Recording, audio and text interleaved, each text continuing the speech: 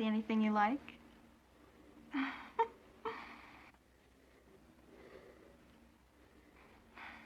What's the matter? Can I get your ghost, Bob?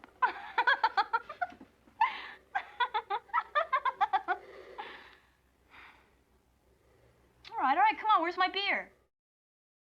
So I am here with the legendary PJ SOLES, known famously for Carrie and the original Halloween. Totally. First question, tell us a little about being on set for Halloween. Well, I mean, I can't really say in a nutshell what it was like, except that it was wonderful. I was young, couldn't wait to get to work every morning. It was mostly the collaboration between Deborah Hill, John Carpenter, and Dean Cundy, the DP, the director of photography, that just impressed me so much. The three of them just seemed to have a vibe of being very comfortable with one another, of talking in soft tones. It just was so wonderful to watch, and I was so glad to be a part of it. Plus, John and Deborah really invited any kind of creative input that we wanted to contribute, and I just soared with that. I felt so good, and I just really couldn't wait to get up in the morning and play the part of Linda. And I ad-libbed a lot. There was a lot of time where we didn't have dialogue, but we had a script, so we had to ad-lib. So that's why I always forget all my books, my math book, my history book, because I was basically trying to just take up time. I think lunchtime was fun because we always sat with Donald Pleasence, and I didn't have any scenes with him. But I found out later he had a daughter. Had I known he had a daughter, I probably would have been a little more pushy to try to get him to talk to us. But he always just kind of stared at us and just looked at us so weird. He was intimidated, right? He was, and it was later that I also found out that he wanted to stay in character for the whole shoot. And some actors do that. They don't drop it during lunch. They want to keep in character. I guess he wanted to have his distance from us giggly girls, but I would have loved to have just known a little bit more about his life. So what is your wildest convention story? Do you have any crazy fan moments? I have a lot of crazy fan moments. Well, there's a couple. They're not crazy. I've had 3 people that have named their little girls Riff. The first time I saw little Riff in the stroller, I broke into tears because I didn't even think of, wow, you could name your kid Riff. How cute. I had an 18-year-old girl who had a tattoo of Joey Ramone on her leg, and she wanted me to sign my autograph next to the legendary Joey Ramone. So I said, are you sure? I said, that's kind of weird. So I signed it, and she came back the next day and had it tattooed. And she's only 18. This movie is spanning the decades. It's living. It's getting stronger. I'm just so grateful to have been a part of all these films. Okay, do you realize you've done legendary roles? I know. I'm so proud of that. Legendary movies. All my other movies. I love Sweet Dreams with Jessica Lange. I love the part.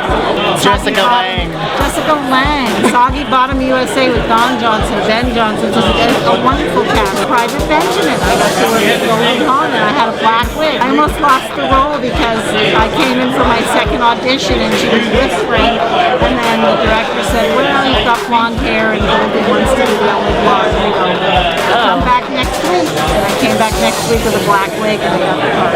Wow. Shaved my head. If you could be in any other film franchise That was for horror, yes, which one would it be? Get this on camera. Come on in. Come on in. Wait, I'm in the middle of an interview. Can you stop it? Stop it.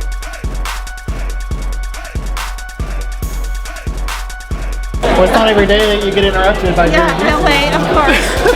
Okay, so going back to our question. Okay. If you could be in any other film franchise, which one would it be? Oh gosh, something with Gary Busey. Something with Gary Busey. Well, something actually with Bill Moseley. So, what was he in? Texas Chainsaw 2, Chop Top. Yeah, Chop Top. Texas Chainsaw Girl. Because, I've gotten to know Bill Moseley, and he is zero like his character. So I'm always impressed when an actor is 360, 180, I guess, from their characters. He does crossword puzzles, and he reads. He's an English major from Yale. But anyway, I think that seems to be a movie that a lot of people really love. Or anything with Roman Polanski. whiskey, even though I wouldn't have wanted it than one of his girls. I would have said no, Roman, so I probably wouldn't have gotten the job. To conclude our interview, we're going to play a little game called Totally or Bogus. Totally is a drinking game. Is it? I've had a guy at the last convention I went to, he said all the college and his friends played the Totally drinking game, and they never have, to this day, have seen the end of the movie. I said, it's only 98 minutes long. How big were your shot glasses? We like to party. It's a Totally drinking game, in case anyone. Well, no, don't try this unless you're in college. 21 and over. 21 and over. So Totally or Bogus. So totally I'm going to give yes, you... and Bogus is like no way. no way. So I'm going to give you a little catchphrase or like a word or two, and you have to tell me your thought on this, either saying Totally or Bogus. Modern horror films. Bogus. Bogus! Boogeyman wearing bed sheets. Totally. Pigtails. Totally. Beer. Totally. Where's my beer? And what's your favorite kind of beer? Well, I went to high school in Brussels, in Belgium, so Stella Artois. Hello. A beer girl. Jason Voorhees. Uh-oh. Bogus! Freddy Krueger. Oh. No. Womp I womp. like the sweater. No sweaters for this chick. The controversial moment. Totally bogus. Yes.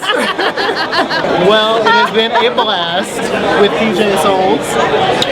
Thank you so much.